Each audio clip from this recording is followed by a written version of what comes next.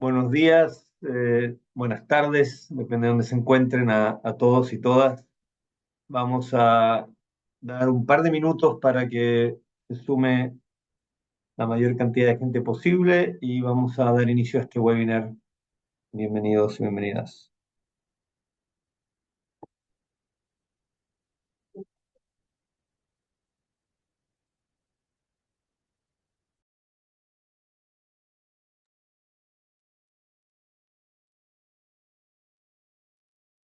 Aprovechamos también de comentar que pueden hacer preguntas a través de la plataforma. Vamos a estar recogiéndolas. Pueden ser preguntas del panel en general o dirigidas. Nosotros las vamos a ir reconduciendo. Estamos esperando un par de minutos a que ingrese la gente y comenzamos.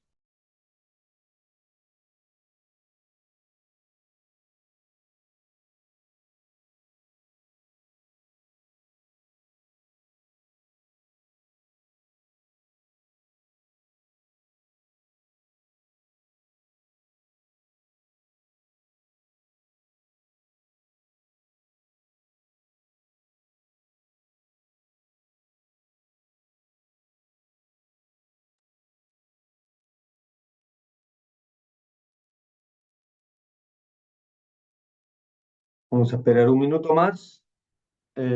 Aprovecho de saludar a los que se vienen sumando y comenzamos con el webinar. Todavía tenemos bastante gente subiendo, así que estamos dando unos minutos de lo que va a ser la presentación de esta segunda guía comparada de Compliance LATAM en 2026.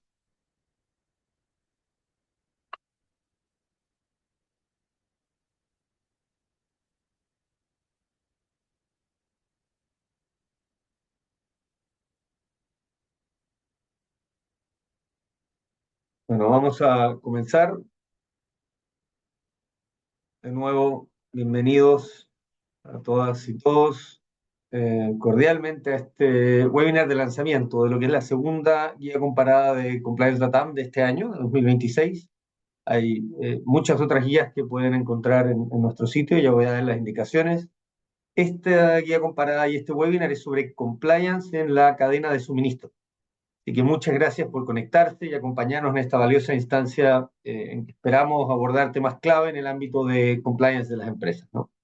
Antes de comenzar, recordarles que esta guía y muchas otras se encuentran en la sección de ebook en el sitio web. El sitio es compliancelatam.legal.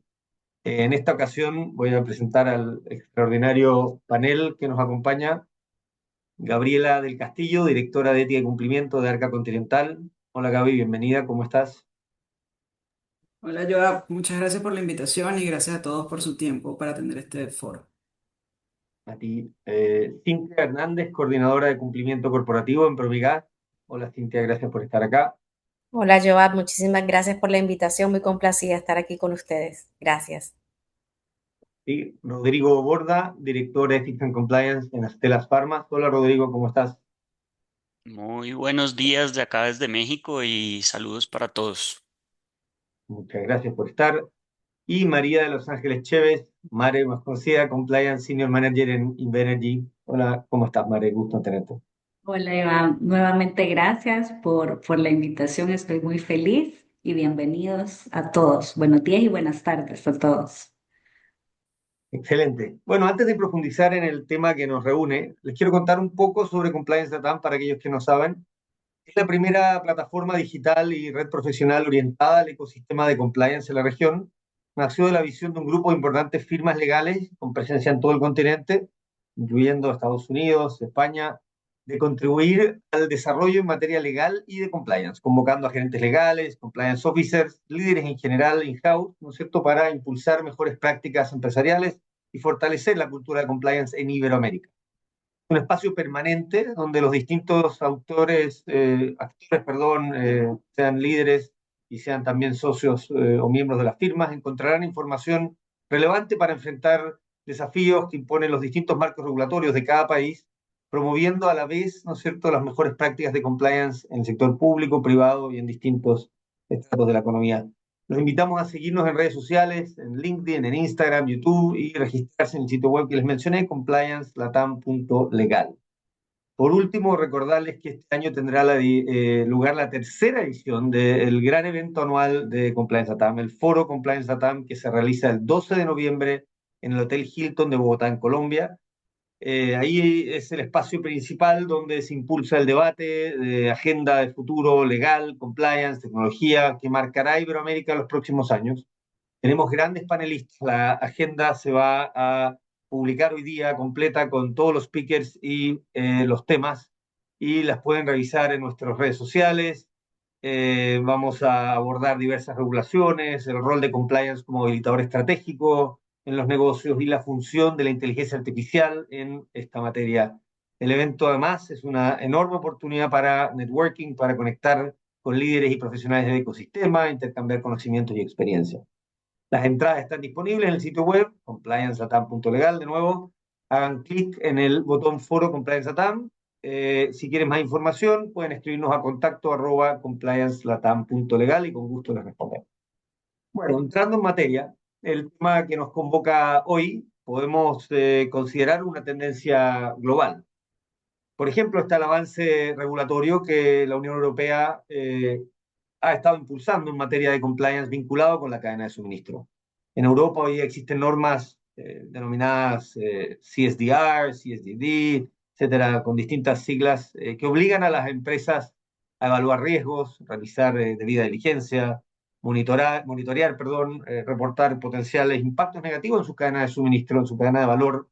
Y este marco regulatorio también puede aplicar a empresas en Latinoamérica, ya sea porque son filiales de empresas europeas o porque tienen presencia o exportan productos a la Unión Europea.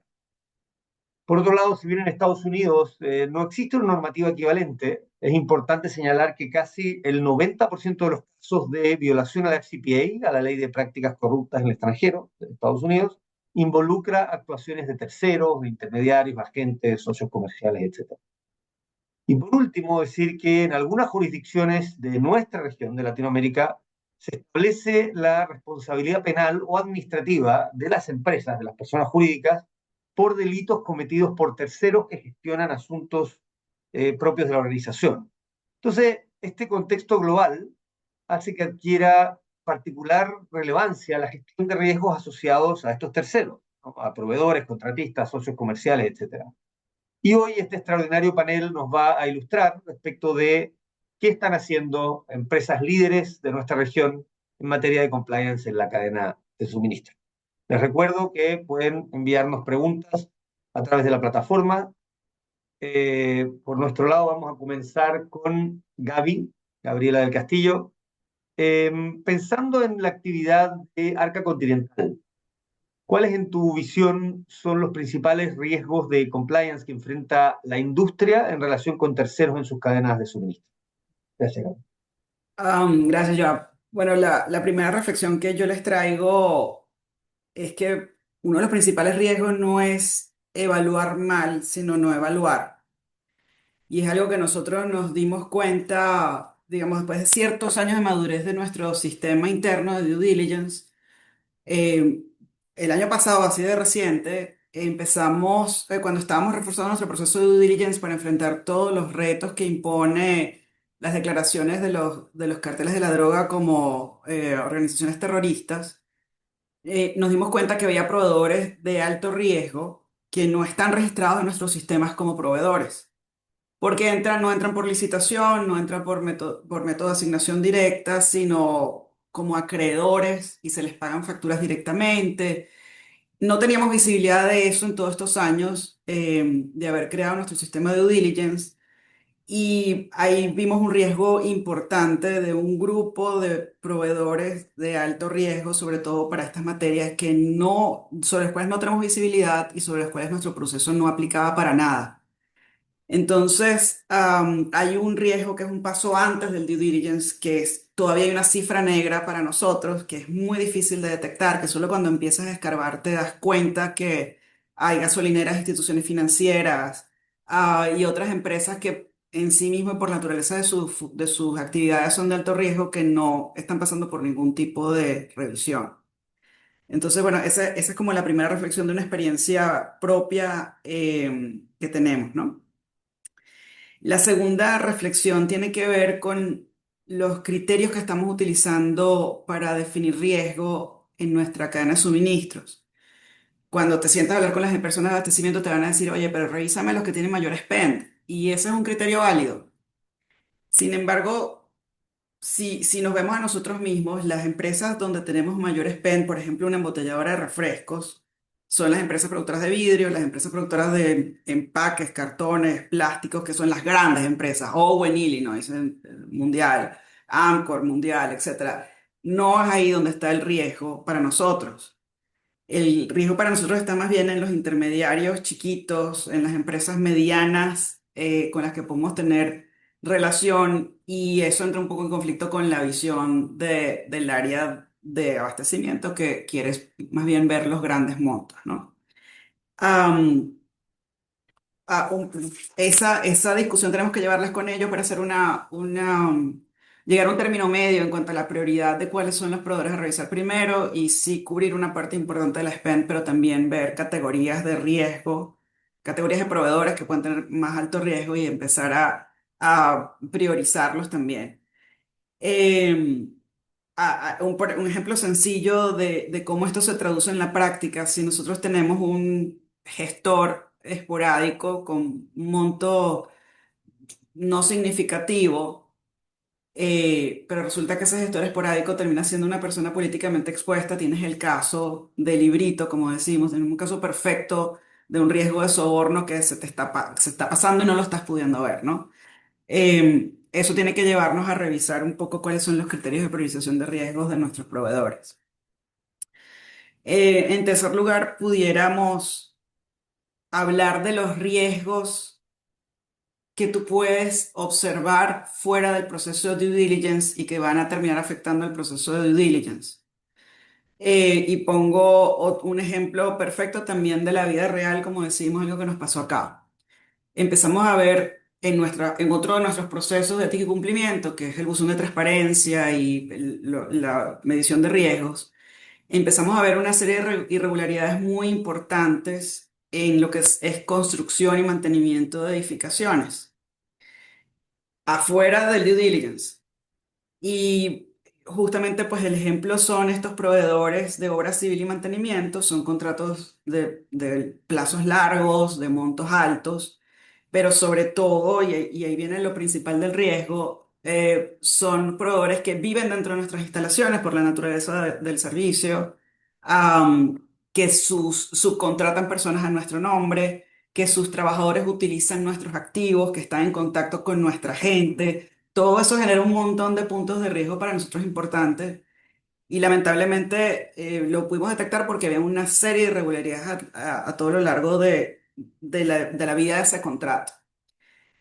Cuando nos damos cuenta de esto, decimos, bueno, tenemos que hacer algo al principio del ciclo de vida de ese contrato, que es el momento del due diligence. Y entonces ese riesgo nos permitió crear algún marco muy especial para ese tipo de proveedores. Y lo que hicimos básicamente fue exigir dentro de los procesos de licitación que hubiera mucha más evidencia del tiempo en que esa empresa estaba en el mercado, de las experiencias previas que tenía y otros clientes, porque muchas veces son empresas nuevas que llegan, hacen un desastre y se van. Luego, reformulamos un poco lo que son los contratos y las obligaciones que tienen que ver con corrupción y fraude, etcétera, dentro de este tipo de servicios, así como los compromisos específicos a los que los estamos obligando cuando firman contrato con nosotros. Y en la última medida que tomamos como parte del due diligence es que generar capacitaciones, pero que no solo afecten al ejecutivo de cuenta del proveedor, sino también al personal operativo que está dedicado a tu obra, porque ese personal es el que se da cuenta de muchas de las cosas que pasan, no solo el ejecutivo, y así podemos minimizar riesgos. Am, Hay un último tema que quisiera conversar en relación al riesgo, que tiene que ver con lo que mencionaba sobre las nuevas regulaciones que nos obligan a ir un poco más allá en el proceso de due diligence, y ver ese due diligence, hacerse due diligence y ver esos riesgos a nivel de toda la cadena.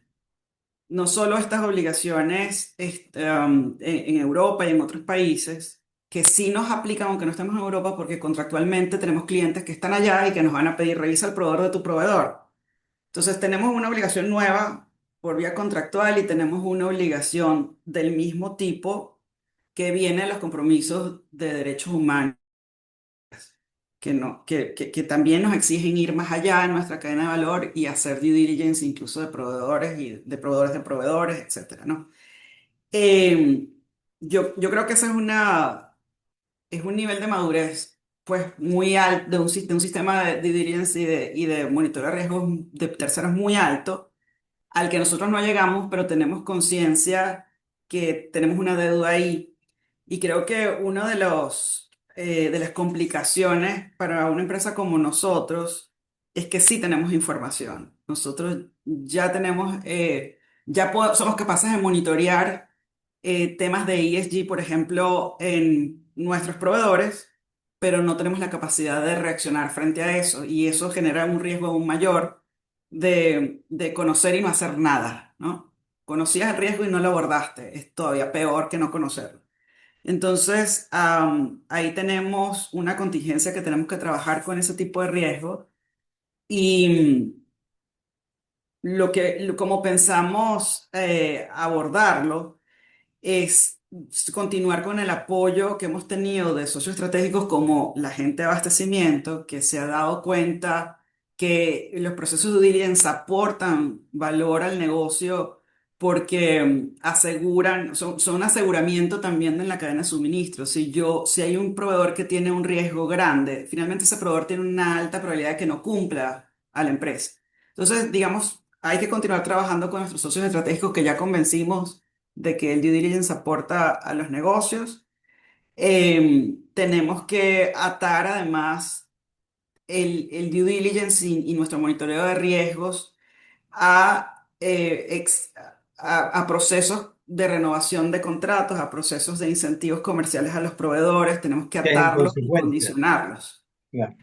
Y, y finalmente, pues usar el poder de compra que tenemos como instrumento de compliance. Es decir, Así. este proveedor no se le da de alta hasta que termine todo este proceso. Esas son cosas que nosotros tenemos que apalancar. Finalmente, como para recordarle cómo hemos hablado, veamos las cifras negras, Ujú. veamos los proveedores que son pequeños porque pueden ser los más riesgosos. Eh, Empecemos a ver riesgos fuera del due diligence para afectar el proceso de due diligence de manera mucho más efectiva. Y tenemos que empezar a trabajar esos riesgos de nuestros proveedores y riesgos de ESG y derechos humanos que actualmente no somos capaces de abordar. Muchas gracias, Gaby. Muy, muy valioso. Uno, lo práctico de los consejos. Dos, esta idea, también lo genuino, ¿no? De reconocer todo lo que se avanza y entender que compliance es un tema de mejora continua y por lo tanto queda mucho por hacer. Y tres, esta idea que rescato también en todo lo que dijiste de que algunas empresas más grandes tienen cierto leverage de poder exigir a terceros desde el punto de vista comercial de adaptarse a los mejores estándares. Muy importante hacerlo. Vamos con Mare, por favor. En proyectos de infraestructura y energía participan múltiples terceros, contratistas, subcontratistas, proveedores, etcétera, ¿no? Muchas veces en distintas etapas de los proyectos. ¿Cómo logras que la cultura de compliance llegue efectivamente a toda la cadena de suministro y no se quede solo al interior de la organización? Gracias. Sí. Bueno, yo mencionaría dos elementos fundamentales. Uno es la planificación y como justo lo acabas de mencionar, y la mejora continua. Y voy a explicarlo un poco. Eh, la planificación es vital y es crucial para que tengamos programas efectivos. Que no atiendan únicamente a la elaboración de un papel y un checklist, sino que de verdad realicemos una evaluación de riesgo, como mencionaba Gaby, para que nosotros tengamos realmente programas y cultura efectiva, tenemos que hacer una evaluación de riesgos, unos procesos de debida diligencia, implementación de cláusulas contractuales, pero también monitoreo continuo. Y también tener habilitados mecanismos de quejas. Y quisiera explicar un poco a detalle la importancia de la cultura que para mí, como bien lo decías, cuando nosotros, por ejemplo, en el sector de energía tenemos tantos terceros, terceros que operan nuestras plantas, EPCistas que desarrollan nuestros proyectos, que no es usual también que estemos en el mismo país, de repente están en diferentes jurisdicciones. Entonces, ¿cómo controlo esos terceros que no están tal vez en mi casa, pero que forman parte de mi casa? ¿Y cómo genero la cultura y la exigencia que tengo internamente hacia el tercero? Entonces, creo que uno de los puntos principales es la capacitación, y tener ese mismo estándar de exigencia. Y es muy importante también acá mencionar que así como la alta gerencia me apoya internamente a empujar todo mi plan, de manera similar con el tercero, yo ajusto mis cláusulas contractuales para tener también algunos candados o medidas que me ayudan a protegerme, que como tú bien lo mencionabas, muchas de las investigaciones y de las sanciones que se dan es por causa de terceros. Entonces, la capacitación es fundamental. No únicamente dejar un clausulado y abandonar al tercero, sino que hacer alianzas estratégicas de manera que podamos ver beneficio en tener una comunicación continua con el tercero. De repente realizar programas de capacitación y comunicación que puedan ser utilizados por ambas partes, internamente, externamente. Pero acá también creo que el compliance officer tiene que ser muy creativo. Como una experiencia también que me gustaría compartirles, en el caso de Invenergy hemos hecho alianzas estratégicas también con entidades públicas supervisoras de cierta normativa, ¿verdad? Por ejemplo, temas de prevención de lavado de dinero. Hacemos alianzas con la unidad de investigación financiera para que ella pueda capacitar no únicamente a mi personal, sino también a mis terceros relevantes. Y de esta manera, pues yo obtengo capacitación gratuita, por una parte, me aseguro que el supervisor me dé las reglas claras a mí y también a mis terceros. Entonces, es una manera como de ver cómo nos ayudamos los unos con los otros y podemos hacer planes que integren, digamos, a los diferentes involucrados en las operaciones. Y nuevamente, eso tiene que ser una cultura del día a día que esté integrada en las operaciones, hacer auditorías. De repente también es importante tener el acercamiento, y cuando les mencionaba mecanismos de queja, un mecanismo de queja también tiene que ser efectivo, y en ese sentido, no únicamente esperar a que haya una queja al año. Eso entonces no es efectivo. Tenéis que generar la comunicación de manera que mis empleados, pero también los empleados de mis contratistas o los subcontratistas puedan acercarse y levantar la mano, no únicamente para poner una queja, sino que también para explicarme si hay una oportunidad de mejora o si hay algo que no está claro. Así que creo que la planificación es súper importante. El tema de la mejora continua también lo es decir, cómo mejoro mi proceso, cómo mejoro mi comunicación, cómo mejoro mi mecanismo de queja. O, como decía Gaby, de repente tenemos algunos riesgos que tal vez los identificamos hace un año, hace 2 años, pero tengo que hacer un nuevo análisis porque realmente hablábamos hace poco en una conversación también con compliance officers, y decíamos, ahora los criminales están con tecnología de punta. Y nosotros tenemos también que tener esa exigencia interna de analizar nuestra realidad y de acoplarnos a la nueva realidad, ¿verdad?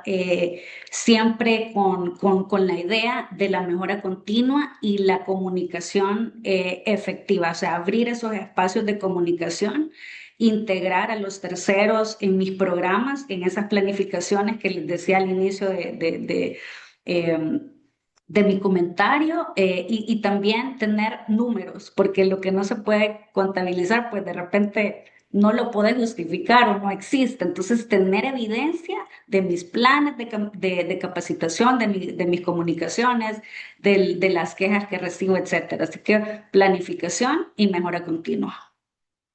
Muy importante, gracias Mare. También esto al final que decías de uno hacerlo y tener la actividad, pero también tener la trazabilidad de que se hizo, ¿no? Para poder el día de mañana defender y tener la evidencia.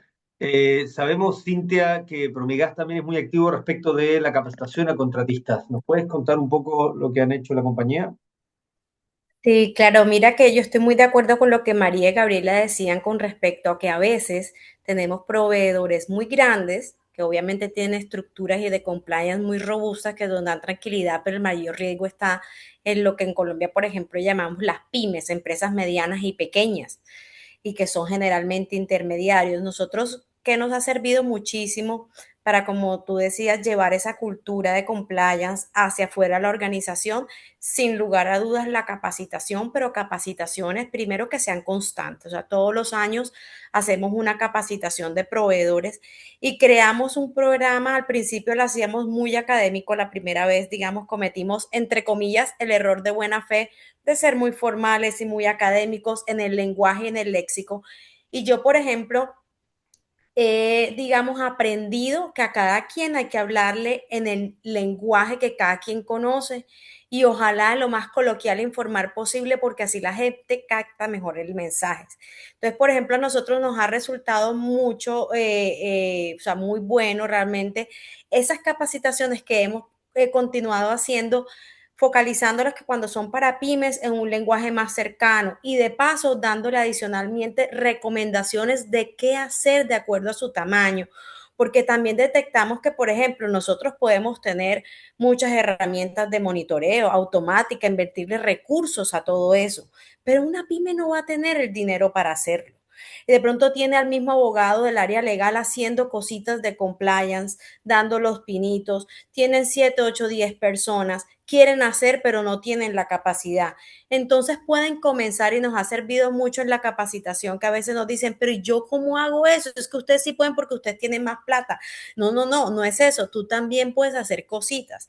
Entonces, por ejemplo, en esos espacios de capacitación, más que decirles, tienes que hacer debida diligencia y ojo con tus también con tus proveedores y mira lo que te puede pasar, también complementarlo con, te sugiero tales medidas y ponérselas de una manera muy práctica, muy cercana, para que, como te decía, de acuerdo a tu tamaño, ellos vean que ellos también pueden hacer parte. Y eso de verdad que genera compromiso, genera cercanía.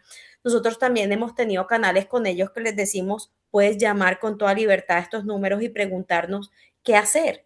Y sin obviamente meternos, digamos, y son muy cuidadosos también en el lenguaje en que les decimos de no hagan esto para no intervenir y crear como corresponsables con ellos, porque hemos tenido casos en que me dijo, hice tal cosa porque ustedes me dijeron. No, no, no, yo no te dije, yo te sugerí y pues eso genera, digamos, otros riesgos legales después para nosotros. Pero sí siempre a manera de sugerencia, a manera de recomendación, como lecciones aprendidas, ejemplos que nos han sucedido a nosotros, que hemos detectado y que podemos compartirles y les ayuda a ellos como a aterrizarlo a su realidad y comenzar a mirar qué cositas hacer. Eso creo que esa cercanía es fundamental y ayuda muchísimo. Muy interesante. Definitivamente, para que funcione compliance tiene que ser razonable y adaptado a la complejidad, a la sofisticación y al tamaño de cada uno de estos terceros, porque si no terminas exigiéndole lo mismo a una pyme, como decía Cintia, que a una multinacional y eso no funciona claramente. De Muy acuerdo. bueno el consejo. Rodrigo, las empresas de ustedes tienen presencia en diversos países de la región, ¿no? Eso implica tener responsabilidad, supervisión sobre trabajadores y terceros con culturas muy diferentes a veces. Sabemos que en Latinoamérica conviven subculturas, ¿no es cierto?, con entornos también muy variados en términos de nivel de corrupción y algunas jurisdicciones con regulaciones que, aunque se parecen, tienen mucho distinto enforcement, ¿no?, niveles de aplicación. ¿Cómo abordan un programa de compliance regional de manera efectiva y, como decíamos, razonable, en especial respecto de terceros? Bueno, Joa, muchas gracias por la pregunta. Y básicamente, pues, para iniciar, yo creo que esta empresa donde yo trabajo, Estelas Pharma, como lo dijiste, tiene operaciones en toda Latinoamérica. Somos una compañía biofarmacéutica y en ese sentido, pues, tenemos múltiples distribuidores a lo largo de la región. Claramente desde la perspectiva de compliance, yo siempre hablo que tenemos como tres pilares fundamentales, que es el compliance legal, que específicamente en Latinoamérica está en una explosión regulatoria, yo digo, porque te vas desde Chile, Argentina, Perú, Colombia, México, vas a encontrar diferentes marcos regulatorios. Y yo le pido a mis oficiales de cumplimiento que primero entiendan ese compliance legal, ¿no? Yo creo que ese es como el primer punto que debemos hacer.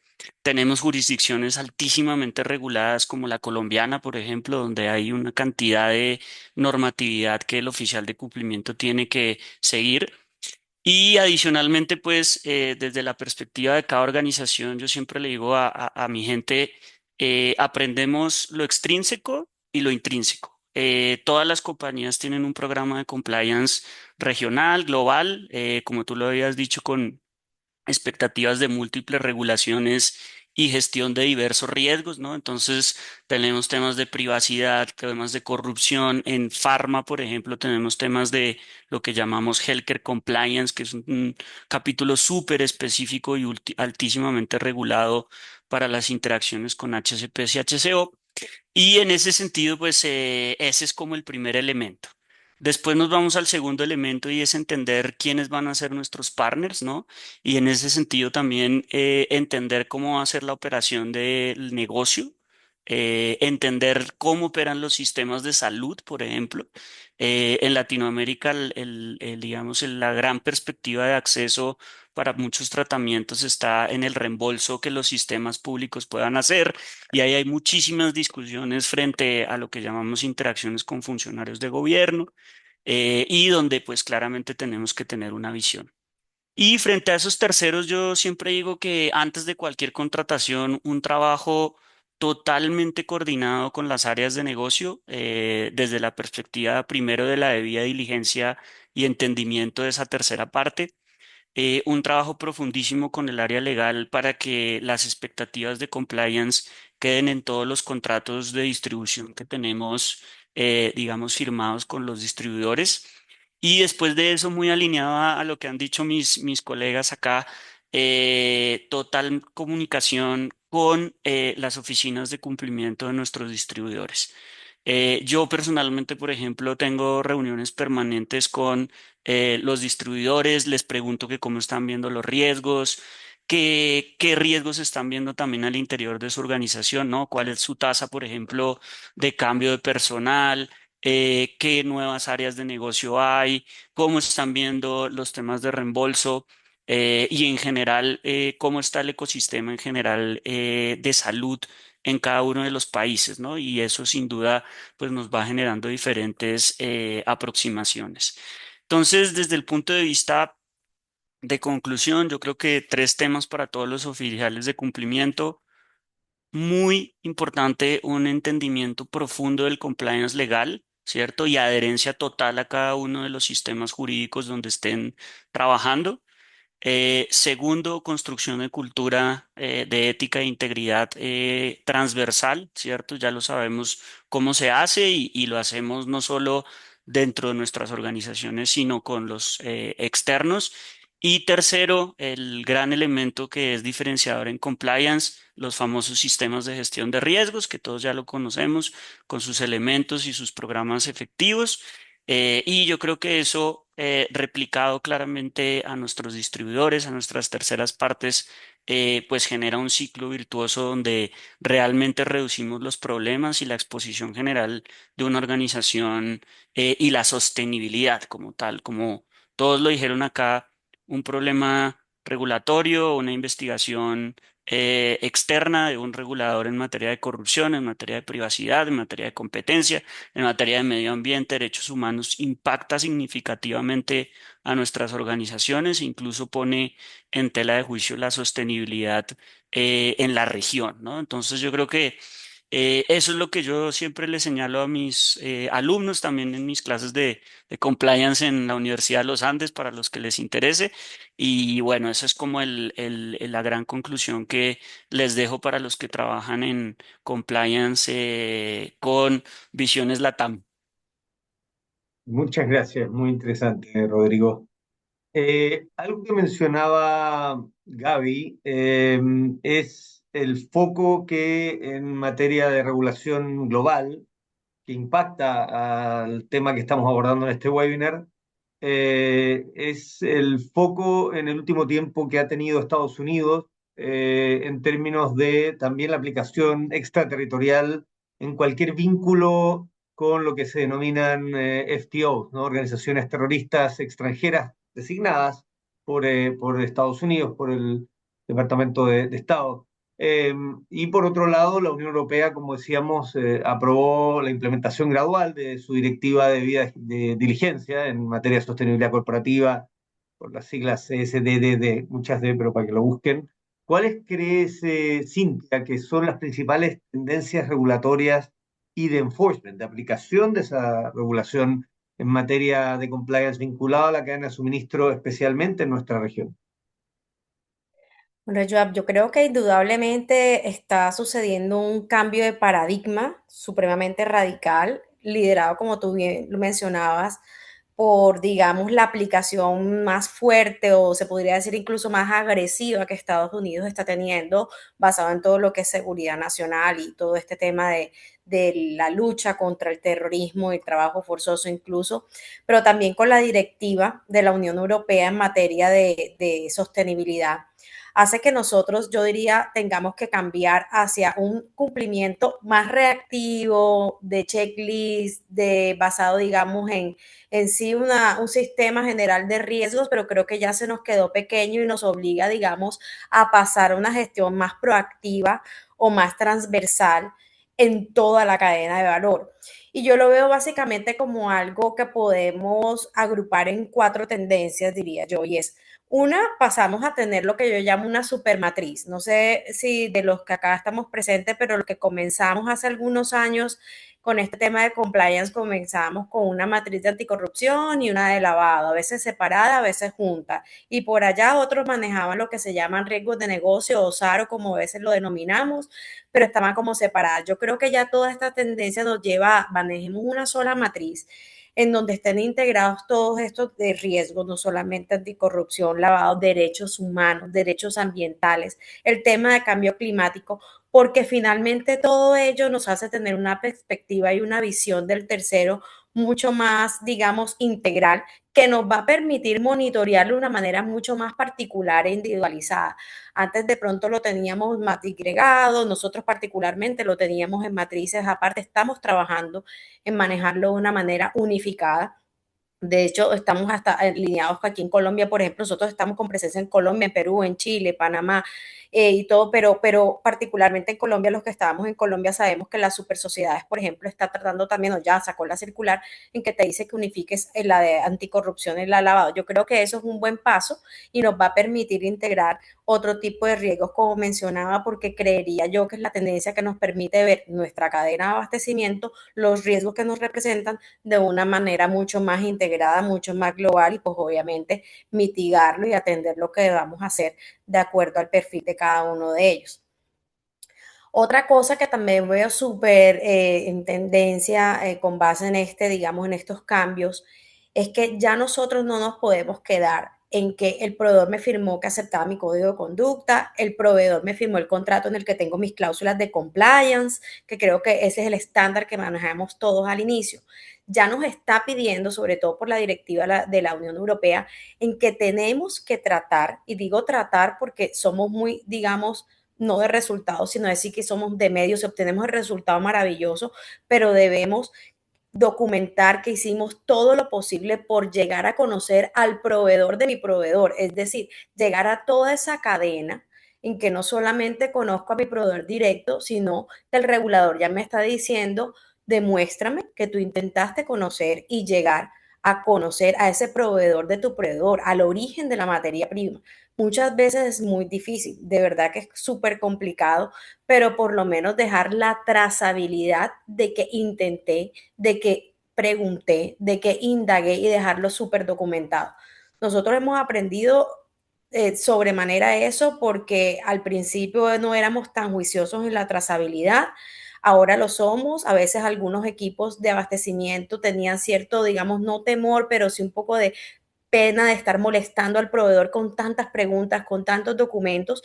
Estamos trabajando en hacerlo de una manera en que ese acercamiento sea lo menos invasivo posible, ayudándonos, digamos, de fuentes públicas de información. Ahora con el tema de la IA, indagando de qué manera podemos obtener esa información, porque también somos conscientes de que estar tocándole la puerta a los proveedores con demasiadas preguntas o demasiada información puede generar incluso retrasos en el proceso de abastecimiento y no podemos llegar a ser, digamos, lo que retrasemos a veces los procesos de abastecimiento, sobre todo cuando son de temas críticos de la compañía. Pero indudablemente la normativa te dice, llega lo más posible a conocer al proveedor de origen de la materia prima. Eso indudablemente es algo que creo que tenemos que enfocarnos y pues trabajar muchísimo en eso. Y eso va muy de la mano de otro punto que trata también estas regulaciones, y es el tema de la responsabilidad civil. Por lo menos en países como pues en España, en Chile y en otros países, hay una responsabilidad civil de la alta dirección y de hecho del oficial de cumplimiento. Entonces yo creo que eso también nos tiene que llevar a ser un poquito más organizados, planear trazabilidad en lo que estamos haciendo para dejar sobre todo constancia de lo que decía. Yo utilicé los medios razonables y posibles de acuerdo a mi estructura societaria, de acuerdo a mis capacidades, a la información a la que podía tener acceso para llegar a conocer a ese proveedor y esa cadena de proveeduría, pero tenerla muy respaldada, porque aquí lo que me van a, digamos, a castigar o si me llevan a mí un juicio por responsabilidad civil, por ejemplo, no es porque no obtuve la información, me van a criminalizar por la negligencia que yo pude haber tenido en obtener esa información.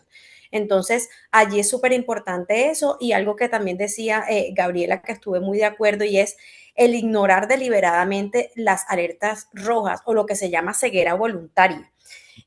Yo puedo estar viendo el riesgo, pero si me hago, como decimos coloquialmente, la loca y miro para otro lado porque no me sirve, no sé qué hacer, no sé cómo mitigar ese riesgo, es muchísimo peor. Eso sí puede ser objeto, digamos, de sanción cuando estamos hablando, digamos, de que me lleven como compañía a un tribunal por tema de responsabilidad civil. Entonces creería yo que ese también es un punto en tendencia y que tenemos que tener mapeado. Y lo otro creo que también lo hemos tocado en otros puntos que tú lo mencionabas, y es que el oficial de cumplimiento tenemos que ser mucho más globales en cuanto a la normativa que manejamos, porque cada vez estamos más expuestos a normativas contrarias. Cada jurisdicción tiene normas parecidas, pero en la aplicación a veces son en unas más robustos, en otros más laxos, en unas se contraponen con la otra. Por lo menos acá en Colombia tenemos mucha dificultad con la información del beneficiario final porque entra en conflicto con la normativa, por ejemplo, de datos personales, que pese a que haya alguna, digamos, normatividad que te ampara en que primaría la regla o la normatividad de lavado de activos para obtener la información, todavía sigue siendo una piedra en el zapato para obtener esa información. Y muchísimo más se ve con otros países, sobre todo países que están domiciliados en Estados Unidos. Son muy reacios a entregar información, algunos países europeos también. Entonces, países no, proveedores que están, perdón, domiciliados en países europeos. Entonces ya el oficial de cumplimiento, digamos, tiene que mirar o actuar más como un estratega geopolítico, digo yo, porque tiene que entrar a gestionar todos esos conflictos normativos.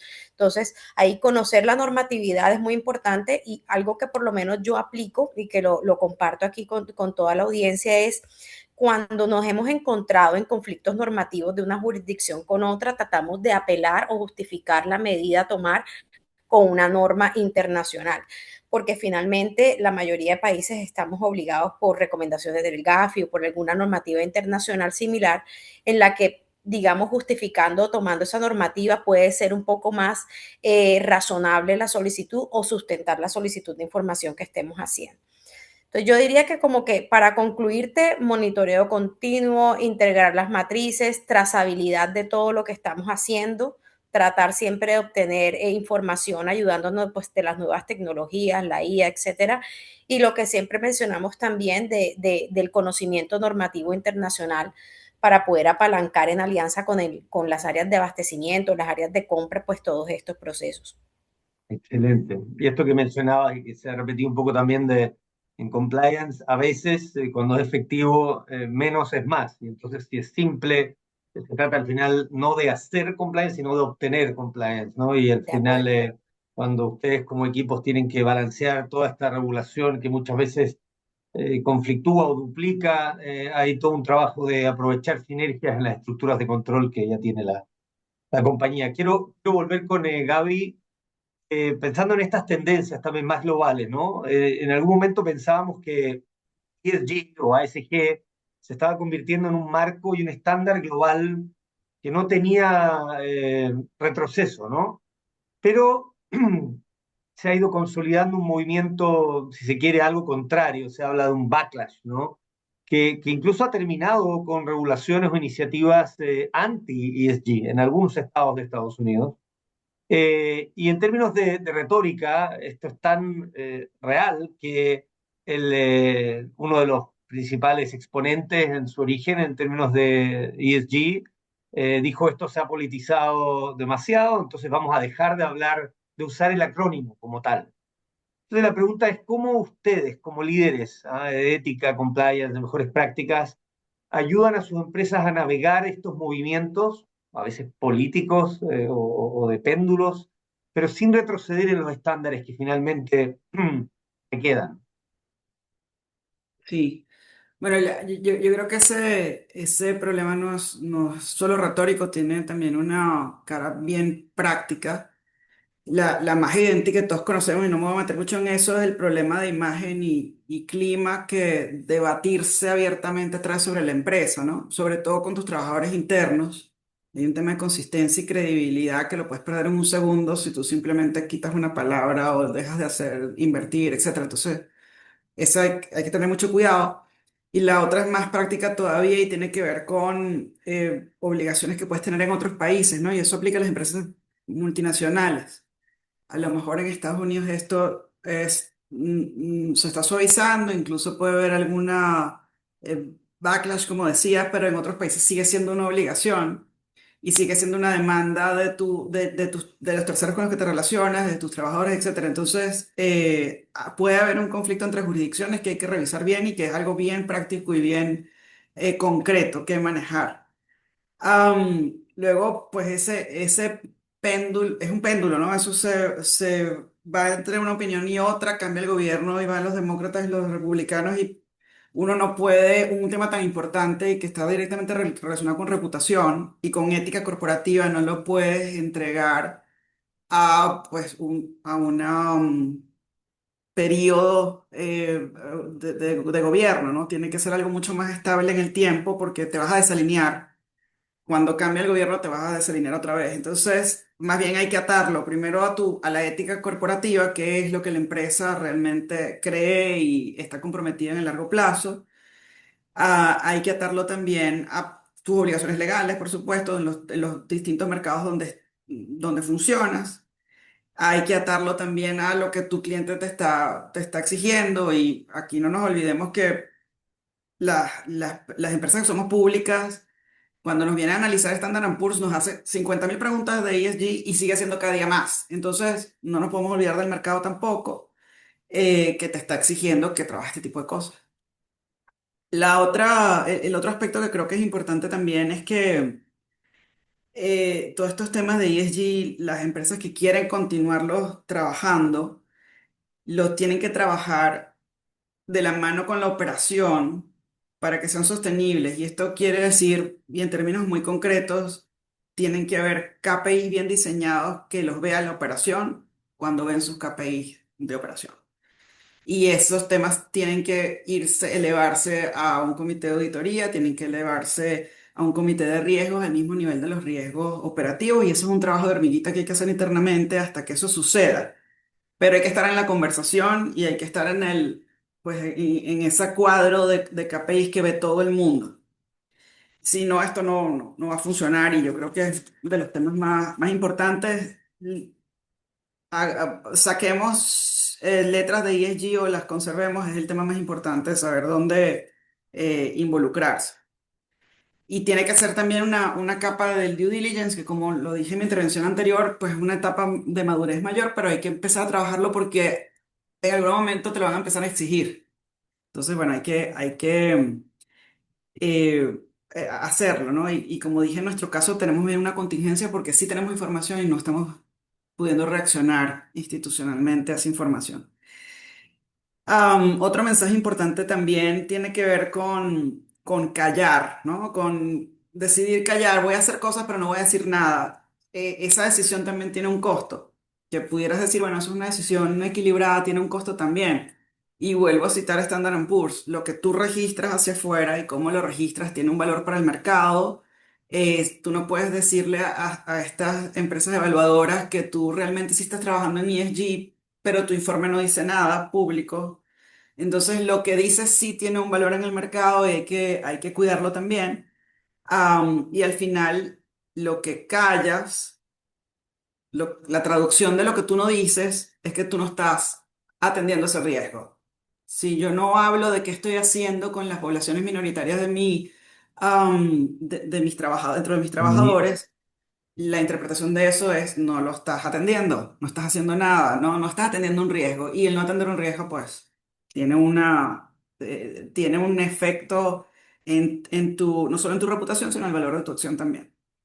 Eh, ¿Y qué hemos hecho nosotros para manejar esa dicotomía entre el discurso y la acción? Sí hemos cambiado las palabras que usamos, pero hemos asegurado consistencia. Nosotros estamos hablando, por ejemplo, en la discusión de diversidad, estamos hablando mucho, usando mucho la palabra respeto, pero con mucha intensidad y con mucho contenido, no es discursivo. Entonces, digamos, nadie aquí está pensando que estamos siendo inconsistentes con nuestra posición porque el respeto es digamos, componente esencial de la diversidad. Entonces hay que cuidar también el lenguaje mucho y pues evaluar nuestras iniciativas tomando en cuenta que lo que callamos también importa tanto como lo que decimos. Muy interesante. David. Rescato tres cosas sobre lo mucho que dijiste. Primero, el tema de los KPI, ¿no es cierto? Lo que no se mide no se gestiona, lo que medimos es una ventana hacia lo que nos importa como empresa.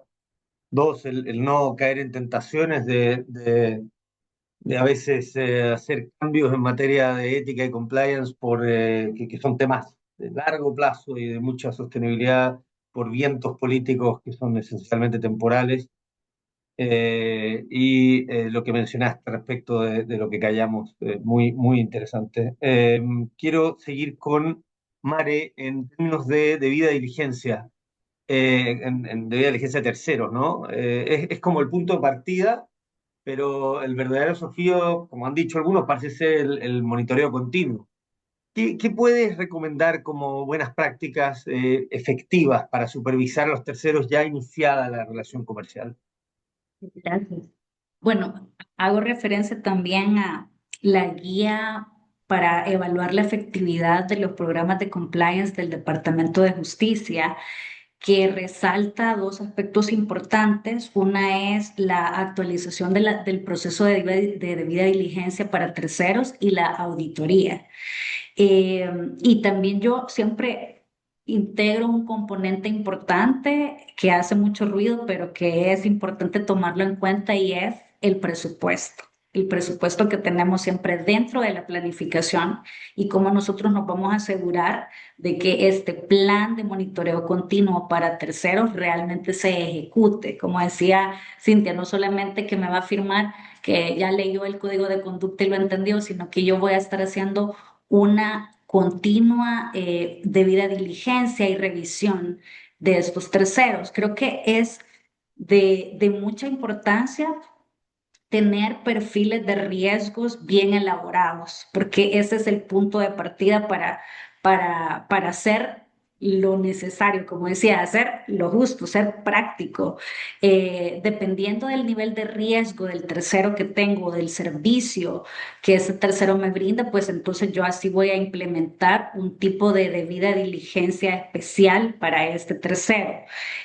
Para el caso de nuestra empresa, que tenemos terceros que gestionan temas aduaneros o que gestionan permisos o tienen mucha interacción con entidades públicas, PEPs, tercero que también tienen alto riesgo de relacionados con FTOs, como mencionamos, que de repente tal vez no es que son los contratos más grandes, pero que tienen subcontratas y esas subcontratas pueden tener un alto riesgo a interactuar con cárteles. Entonces, cuando tengo delimitado esos perfiles, yo puedo ser más efectiva a la hora de realizar mi debida diligencia ampliada. Y acá también es muy importante ayudarnos de la tecnología.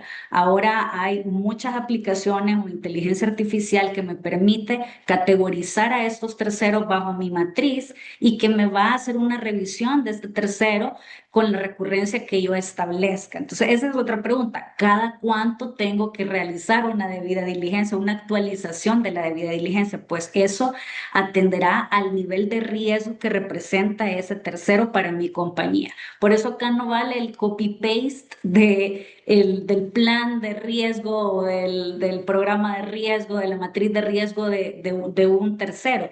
Tengo que hacer la evaluación interna para que atendamos nuestra necesidad y nuestros riesgos. Así que eso es muy importante. Y como segundo punto, el tema. Hoy se nos congeló Mare, pero rescatar lo que estaba planteando respecto de la tecnología, de que es imposible tener efectividad hoy día quizás sin tecnología, pero por otro lado, descansar solo en la tecnología puede llevarnos a hacer a propios riesgos, como tal. Ahí volviste, Mare. Sí, Hola, sí, estoy acá. sí, que te Yo congelaste unos te, perdón. Bueno, yo te escuchaba perfectamente, pero lo que te decía era que también es importante pues hacer ayudarnos de las tecnologías para poder hacer pues efectivas nuestros procesos de debida diligencia y hacer las auditorías recurrentes, ¿verdad? Que esto era como lo relacionaba con la buena comunicación que tenemos con los terceros, de manera que una auditoría pues sea como parte de la cotidianidad, ¿verdad? De esa comunicación, de esa revisión que tengo con mis terceros y hacer de acuerdo a esas auditorías y los resultados que tengo de las auditorías, pues también es información a la que tengo que darle un análisis y un tratamiento, ¿verdad? No es simplemente hacer una auditoría porque sí, sino que el resultado, el reporte final de esta auditoría también es una guía para mí de cómo tengo que seguir interactuando con este tercero, si tengo que hacer más capacitaciones para temas puntuales, si necesito que me haga nuevamente alguna certificación o que me proporcione si tiene certificaciones específicas, etcétera. Pero en general es importante que tengamos en cuenta el tema de la actualización de debida diligencia, apoyarnos de la inteligencia artificial o de las aplicaciones que existen para este efecto y realizar auditorías y tener una cercanía real con el tercero. excelente, muchas gracias. Rodrigo, hablaste antes de los distribuidores. ¿Y cómo su programa en Astelas de ética y compliance involucra a estos distribuidores de productos biofarmacéuticos? Muchas gracias, Joa. Yo creo que en ese sentido creo que lo más importante es siempre entender el ciclo de vida de los negocios biofarmacéuticos, muy desarrollado desde la perspectiva de cómo nos cubren las patentes y obviamente entendiendo qué medicamentos pueden favorecer una población. Yo creo que una vez tú entiendes eso, entiendes en qué momento necesitas un distribuidor. Claramente desde la perspectiva, digamos, regional y la estructura también corporativa y organizacional de tu compañía. Ahí claramente pues hay dos momentos muy grandes, ¿cierto? La elección probablemente de un distribuidor para una comercialización de un producto en cualquiera de los canales y mencionábamos ahorita un poco el acceso público y el acceso privado, ¿cierto? Dependiendo del tipo de aseguramiento que pueda tener un paciente. Y una vez tú identificas esos elementos, ahí sí entramos directamente desde el área de compliance. Ayudamos de manera permanente a la organización para tener tranquilidad sobre estar escogiendo el distribuidor correcto. Y ya una vez iniciamos ya el proceso de trabajo con estos distribuidores, pues hay que entender muy bien qué tipo de actividades hace ese distribuidor, ¿cierto? Algunos distribuidores solo compran y revenden, algunos distribuidores, por ejemplo, compran el producto y se encargan del licenciamiento, ¿cierto? De todo el proceso de registros y algunos distribuidores incluso tienen fuerzas de ventas dedicadas para los productos sobre los cuales pues se está conversando. Claramente eso cambia la perspectiva de riesgo y lo importante es desde tu proceso de análisis y gestión de riesgos, en el proceso de identificación, tener muy claro qué hace ese distribuidor. Una vez tú haces esa segmentación y entiendes muy bien qué hace ese distribuidor, puedes trabajar de la mano incluso del programa de cumplimiento de tu distribuidor. En general, los distribuidores en Latinoamérica tienen equipos de compliance muy bien establecidos y con ellos llevar un poco la visión de tu programa de cumplimiento específico para lo que son las interacciones rutinarias en relación con los productos que se están conversando. Para ponerte unos ejemplos muy concretos, claramente desde la perspectiva de reevaluación de los procesos de debida diligencia, nosotros tomamos la decisión de hacerlos con una periodicidad de cada 2 años, por ejemplo, y estar entendiéndolos en el mayor nivel de profundidad del riesgo y de la debida diligencia con cada uno de nuestros distribuidores. Claramente hacemos un análisis sobre sus códigos de conducta y la reputación en cada uno de los mercados, lo que hablábamos de las cláusulas contractuales específicas. Hacemos capacitaciones para que el tercero también entienda nuestra visión y, por ejemplo, nuestra propuesta de cero tolerancia en materia de corrupción, ¿cierto? Es algo que tiene que entender nuestro distribuidor y que en ningún caso queremos que se materialice alguna transferencia de valor indebida con cualquier actor de los sistemas de salud donde estemos conversando. Y algo que hemos venido trabajando recientemente es conversación directa entre oficiales de cumplimiento, por ejemplo, cuando en los canales de denuncia llegan reportes relacionados con los productos de la organización o con, digamos, las fuerzas de ventas o los equipos seleccionados para estos temas. Entonces, es un trabajo permanente, un trabajo coordinado, un trabajo que tiene que entender el ciclo de vida de los negocios y adicionalmente un trabajo que lo que busca es un beneficio permanente de los pacientes en la región, ¿cierto? De que esa persona en necesidad que necesita un producto de nuestra organización tenga la posibilidad de que ese producto le llegue en un escenario totalmente transparente y donde pues los beneficios en salud al final se vean reflejados, ¿no? Entonces pues es un entendimiento completo del sistema y claramente desde la oficina de cumplimiento darle tranquilidad de transparencia, sostenibilidad y cero riesgos reputacionales para la operación. Muchas gracias, Rodrigo. Muy prácticos los consejos también.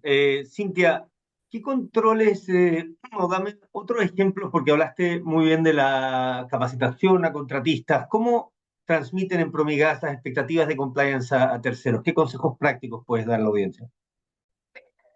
Bueno, hemos implementado bastantes cosas, sobre todo para generar conciencia y sensibilización, y una de ellas, pues mencionaba las capacitaciones. Las otras también han sido a través de los administradores de contrato. Para nosotros, el área de abastecimiento obviamente es primordial, es una de las áreas críticas y más consentidas por nosotros desde cumplimiento, en estar muy cercano a ellos, entender su proceso, sus dificultades, pero también hemos desarrollado, de hecho fue más que todo el año pasado, un acercamiento a los administradores de contrato, que es la figura que nosotros así lo llamamos, es la persona que tiene contacto directo con el proveedor, en que se encarga de asegurar que el contrato que tiene con este proveedor se cumple, se termine de buena manera y pues obviamente también si ha tenido algún incumplimiento, levantar la mano y bueno, que se gestione el contrato que tiene de la mejor manera posible. La sensibilización a través del administrador de contratos, siendo él el canal directo de comunicación con los proveedores, ha sido sumamente efectivo. ¿A qué me refiero? En muchas ocasiones habíamos detectado que las áreas de abastecimiento pues reciben el requerimiento de ese líder o esa persona de un área interna que requiere X o Y bien o servicio, pero el administrador de contrato, con obviamente la mejor de sus intenciones de abordar lo que se necesita en la compañía, no le da el suficiente, digamos, la suficiente relevancia o importancia a algunos aspectos que el proveedor de pronto estaba desconociendo, como no entregar información, no actualizar la información anualmente, no suscribir algunas cláusulas, por ejemplo, que nosotros teníamos y dejarlas pasar de lado. Cuando comenzamos a hacer capacitaciones tú a tú con los administradores de contrato y sobre todo en un proceso que tenemos implementado que se llama la evaluación TPI, terceras partes intermediarias, que son dirigidas a aquellos terceros que van a representarnos ante una entidad pública o que simplemente para desarrollar el servicio que le estamos contratando tiene que hacer un trámite ante la entidad pública, por lo tanto actuar a nuestro nombre, representan un nivel más alto de riesgo. Ellos no entendían muy bien el por qué es más alto, qué tiene de diferente, por qué tanto protocolo o tareas adicionales la debida diligencia con este tipo de proveedores. Entonces, el tener que acercarnos a ese administrador de contrato, explicarle cuál es el nivel de riesgo, el cómo él podía ayudarnos para que él transmitiera a su proveedor esa misma información, nos ha sido también de gran ayuda y sensibilización con los proveedores. Creo que ha sido una digamos, de las medidas que más éxito nos han generado en el último año. Al principio sí tuvimos muchísima, digamos, roce con algunos proveedores en el buen sentido de la palabra, en que sentían que le estábamos solicitando mayor información o escudriñando mayor información de lo normal, pero al entender y tener estos acercamientos con ellos, pues obviamente lo entendieron y han facilitado muchísimo la comunicación y la información. Y pues definitivamente la segmentación también ha sido de gran ayuda, informando y también teniendo la comunicación con el proveedor, porque la segmentación pues nos ha permitido tener el perfil de cada proveedor según su nivel de riesgo y eso a su vez nos ha llevado a que las actualizaciones de la debida diligencia tengan una frecuencia distinta dependiendo del nivel de riesgo. Eso también ha ayudado muchísimo en el relacionamiento con el proveedor, en que siente que hay, digamos, un acompañamiento, que hay un monitoreo constante, también con las áreas de compra, en que ven que efectivamente hay una planeación, no es que todo el tiempo estamos de manera desorganizada, de pronto pidiendo información y entorpeciendo tareas del día a día, sino que para ambas partes esa segmentación y perfilamiento muy individual ha permitido ajustar diferentes procesos, diferentes fases de esa gestión de compliance de los proveedores. Me están haciendo señas de que nos pasamos, pero de verdad quiero agradecerles muchísimo, Gaby, Cintia, Mare, Rodrigo. Realmente podríamos conversar mucho más y agradecer a todos los asistentes por acompañarnos en esta jornada. Los invitamos a seguir nuestras redes sociales, a registrarse en el sitio web complianceatam.legal. Ahí también va a estar probablemente la grabación de este webinar y no se van a perder ninguna noticia de compliance en la región. Recuerden reservar su entrada para el Foro Compliance Latam de Bogotá 2026. Tenemos un convenio también de hospedaje especial con el Hotel Hilton para quienes asistan. Si tienen dudas, contacto @compliancelatam.legal. Muchas gracias a todos, gracias a nuestros extraordinarios panelistas y hasta la próxima. Gracias. Gracias, hasta la próxima. Buen día. Gracias.